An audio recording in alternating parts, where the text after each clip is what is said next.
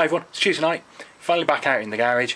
I'm absolutely shattered tonight, but I'm determined to get something done. So I'm at that level of tired where I don't really want to be doing the actual bodywork itself because I'm more likely to make a mistake when I'm tired, but I do want to make some progress. So the plan for tonight is I've got some cardboard lying around. What I want to do is start mocking up some ideas to see what they could potentially look like for rear arches and also for the front splitter. So that's what we're going to work on. So I'm going to cut up some cardboard, I'm going to have a look at some of the ideas, see what they look like, show you what they look like, and see if we can get a plan together. So this is one of my ideas. Just mocked it up very quickly. You can see it's going to sort of enclose the light a little bit on the one side. Can maybe make more of a feature of that. And then sort of come down then like that. This area didn't mock up very well, but basically that whole section would replace the purpose of that, which is covering part of that rear Sierra beam.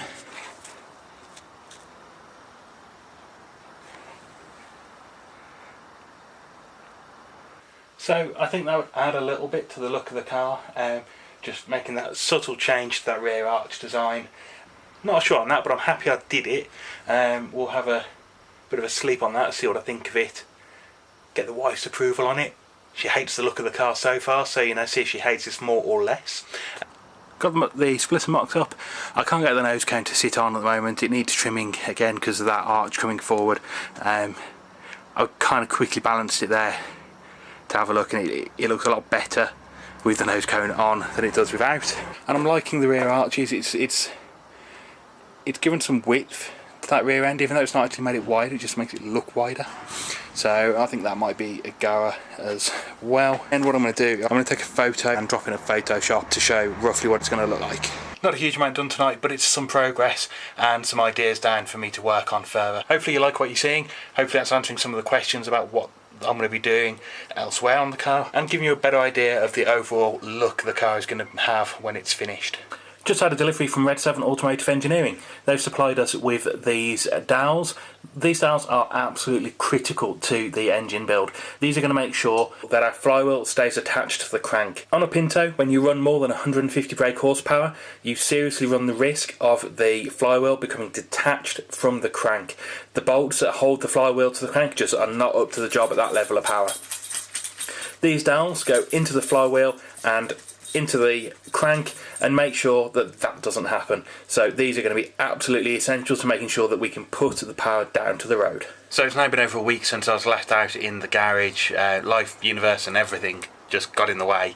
Didn't get any time at the weekend, so the last thing I did was come out and mock up that front splitter and the rear arch, of which, having slept on it quite a few times since then, having had the wife have a look and she's actually given some input into what she wants this to look like, we've come up with a plan. So splitter, good. Rear arch, almost good. The gap behind the front wing, not good. So we're going to do something about that over time. But for tonight, it's cold, it's miserable, and so we're just going to get the passenger side arch moved forward, the front mount put on so that we can start some work on the nose cones. So hopefully then at the weekend we can take the first piece of fiberglass from that foam pattern part. I can hear your laughter coming waves across the shore. Oh, maybe you could fly my kite, babe. Maybe you could fly my kite, babe. I can hear your laughter coming. It's always a bit worrying when something goes as easily as that just had. At least I think it's alright. Okay, so it's actually been 3 hours since I said that went far too easy, and I have been cocking about with the arches trying to work out why I couldn't get them to line up evenly, and I think I've just come to a realisation that it's not me, it's the arches. It appears that one of the arches is 1 inch shorter at the front than the other one. Okay, for lack of a better way of demonstrating this, here's a belt which is lay over the arch. It's down to the front and it's got a black mark at the bottom of the arch. Same belt, laid the same way on the other arch, and oh, the black mark is an inch up the arch. So that explains why the bottom of the arches looks so different side to side, and why the top of the arches line up. I'm also going to put some photos in this in a second that will show that, with some grid lines that show how things line up against each other and how other things don't line up against each other, just to prove that I'm not going mad. Anyway, so good news is, it doesn't really matter that the bottom of the arches are different, because the splitter I'm making is going to cover that. So we are good to go now for trimming the nose cone and getting it finished. Okay, so I took the saw to the nose cone, and here we go. I'm really pleased with that. The nose cone doesn't stick out too far now, just far enough for the splitter. In fact, there we go. So mocked up with the splitter in place, well, the cardboard version of the splitter.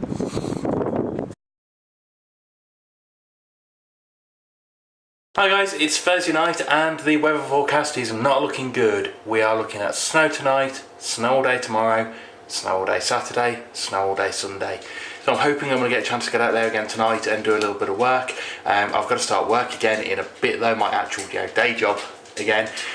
So we'll see if I get out there and get a little bit done. I'm hoping just to do a little bit more work on the nose cone now, so that we can start taking some fiberglass parts from it to get that sorted. Obviously not going to be able to do any fiberglassing anytime soon because snow.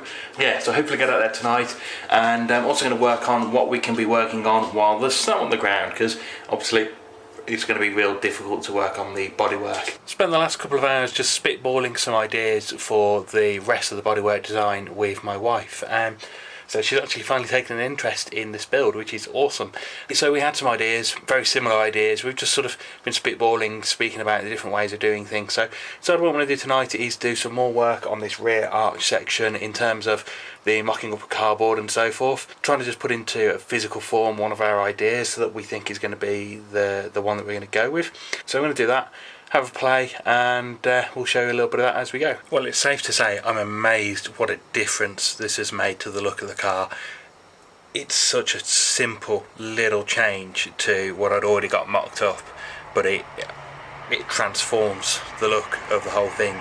So just carry on straight back, about halfway through the gap, and then just kick back to that rear arch. It's such a simple, small little change. But I think it makes such a massive difference to that end of the car, and I think it really works with that mocked up arch design that we've got there. Yet to have the wife's approval on that section.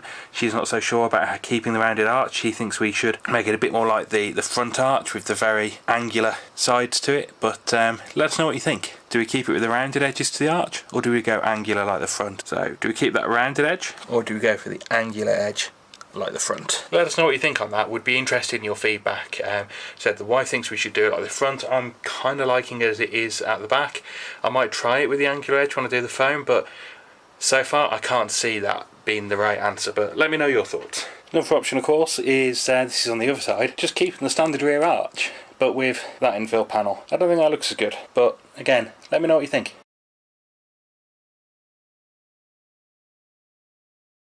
It's now Friday night, and as you've just seen, it is chucking it down with snow. So tonight I'm going to be working on this. This is not the turbo that was on the car. This is a TD04 off a Subaru Impreza WRX. So it's a tiny bit bigger than the TFO 35 that was on the car before. We're going to need that slightly bigger turbo. In fact, actually we might need something slightly bigger than this, but this needs a little bit of work. So the car that came off had a failed cat, and there's a bit of that cat stuck in the exhaust. From what I can tell though, the turbo is okay, so we're going to strip it down, empty that bit of cat out of the exhaust housing and see what we've got. Okay, so first thing we need to do is just disconnect the wastegate actuator, which thankfully there's no surf clip on it, so that's just a pull away and done. Next thing we need to do is undo this clip, so it's got a 10mm nut on there.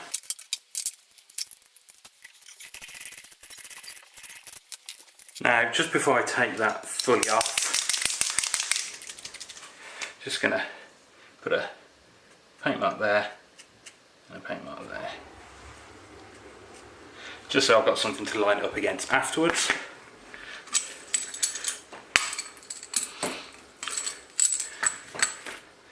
And then I'm going to transfer those paint marks all the way down here. So I've got something to line that up against. That way I'm not going to accidentally end up clocking the turbo. This turbo is actually clocked correctly for the intended use already. Now the difficult bit is going to be separating this from here. And that's where our good old friend hammer comes in.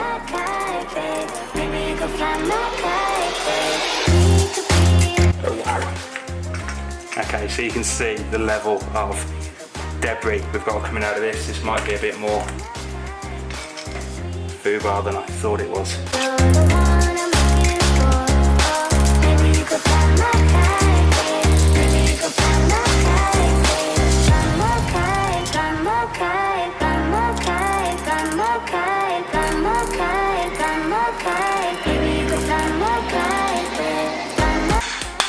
There we go.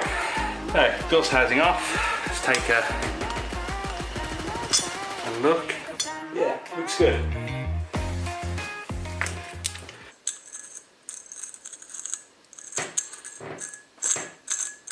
Okay, so it sounds a little gritty, but I think that just needs cleaning.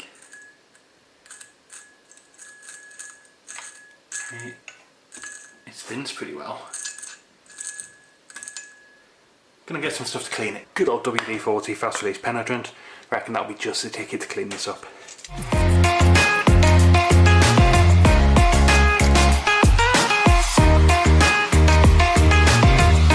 I reckon we're good.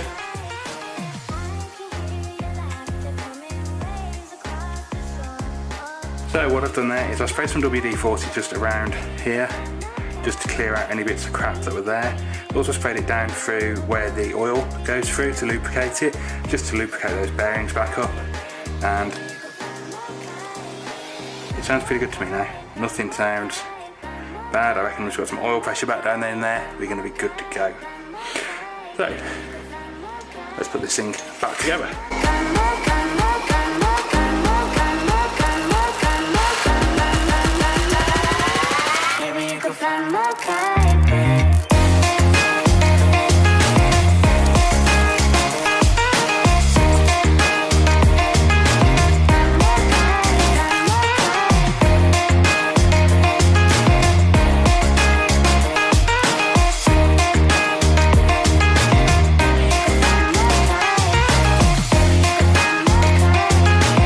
Perfect. One happily cleaned out turbo with no more bits of catalytic converter in it. So as always guys, thank you for watching. If you enjoyed the video, please do give it a thumbs up. Remember to subscribe to the channel and click the little bell icon to get notifications when our next videos come out. And remember, you can like us on Facebook, you can follow us on Twitter, and you can do something to us on Car Throttle, I'm not really sure what. Make sure you do all those things. See you next week.